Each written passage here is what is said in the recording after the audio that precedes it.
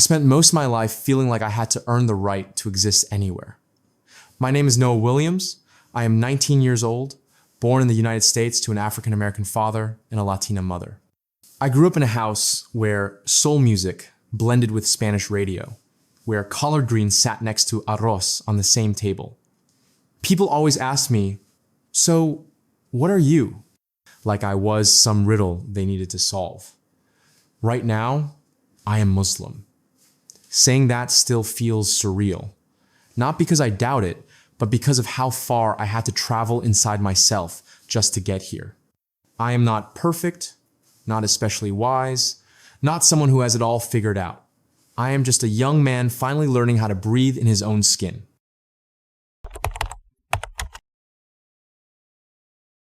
My earliest memories are of my mom humming in Spanish while she cooked, and my dad telling me stories from his childhood in the South. Our home was a blend of two worlds, but outside our walls, that blend confused people. At school, kids tried to categorize me. Some said I was too black to be Latino, others said I was too Latino to be black. I did not speak Spanish perfectly, so that became a joke. My features did not fit neatly into any box, so people felt entitled to ask questions they would never ask anyone else. When you are young, you do not understand identity the way adults talk about it. You only understand how things feel. And I felt misplaced. Like I was always auditioning, but no one told me what role I was supposed to play. Religion was around, but never defined. My grandmother prayed loudly over meals. My mom crossed herself when she was worried, and my dad talked about God in vague ways when life got hard. But no one ever said, "This is how you build a relationship with God." So I carried this floating, shapeless belief that never fully rooted itself in me.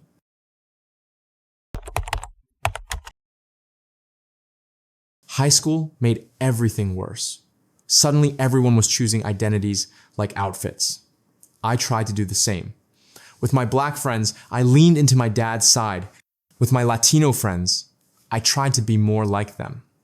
Online, I tried to be aesthetic, funny, relevant, whatever word people used that year. But none of those versions felt real. Just patches on a tearing fabric. I chased distractions because they helped me ignore the hollow parts of my chest. Music so loud, it drowned my thoughts. Nights out where the energy felt good for an hour, then left me emptier. An obsession with image, with how many people watched my stories, with whether I looked confident enough. The worst moments were late at night. I would lie in the dark, staring at the ceiling, feeling like I was stitched together from other people's expectations. And beneath all that was a deeper fear. I didn't know how to say out loud, what if there was no place where the real me belonged? I tried going back to church. I wanted it to work. I wanted to feel anchored. But the questions that lived inside me never quieted. I struggled with concepts I could not explain, and every time I asked, I felt like I was being difficult. Eventually, I stopped asking, and silence became its own kind of prison.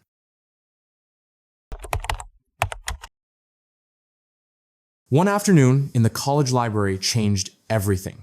I was pretending to study, but actually scrolling aimlessly. A video popped up of a young Muslim man talking about how Islam gave him a name for his soul.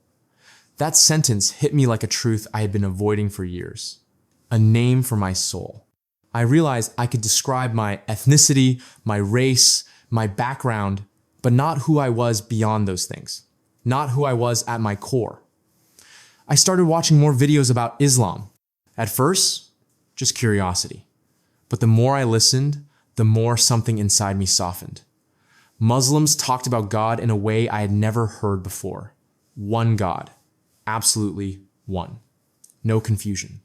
No division. No intermediaries. I heard verses from the Quran recited in Arabic, and even though I did not understand the words, the sound felt like someone quietly straightening the mess inside me. I kept watching.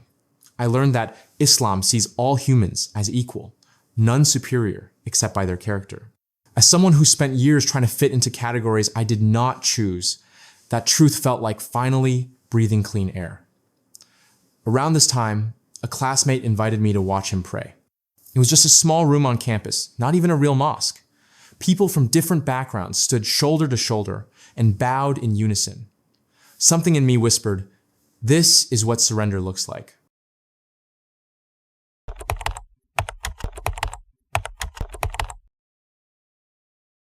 I went home that night and opened a translation of the Quran. I meant to skim it. I ended up reading for hours. The verses felt direct, honest, unfiltered. There was no confusion in how the Quran described God, no contradiction, no human limitations projected onto him. I started visiting the local masjid. It was simple: shoes at the entrance, kids running around, people greeting each other like family. And every time I watched the prayer, something in my chest settled. The unity, the focus, the quiet dignity of it. But I held back. I worried about my parents, my mom's Catholic background, my dad's concerns about identity, about safety, about community. I worried about fitting in, about not knowing enough. I worried about everything. But belief kept growing. Even in my doubts, I believed in the oneness of God. I believed the Quran was untouched truth. I believed Muhammad, peace be upon him, was a messenger, just like Abraham and Moses. One evening after prayer, an older brother sat with me. We talked for hours. At one point, he smiled gently and said, "Noah, your heart is already Muslim.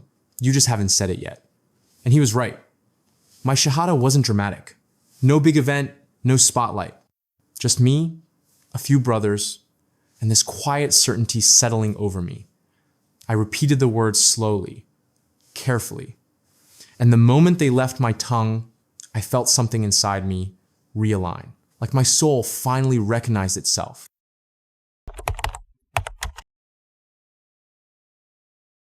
Life after Shahada wasn't perfect, but it was true in a way nothing had been before.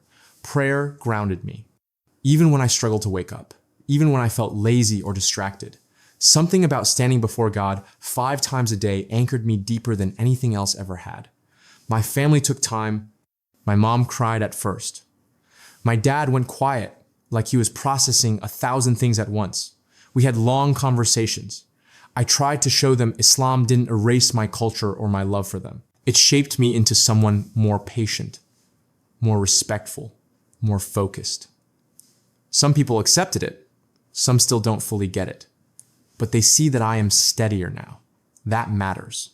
The Muslim community became a new home, even if I sometimes felt like an outsider learning everything from scratch. Not every interaction was perfect, but the moments of brotherhood, of shared prayer, of learning together, those moments gave me something I had never had before: belonging rooted in faith, not performance. Being Muslim didn't replace my identity, it organized it. It made being Black meaningful. It made being Latino meaningful. It made being American something I could navigate with more clarity. Everything became part of a bigger story instead of competing pieces.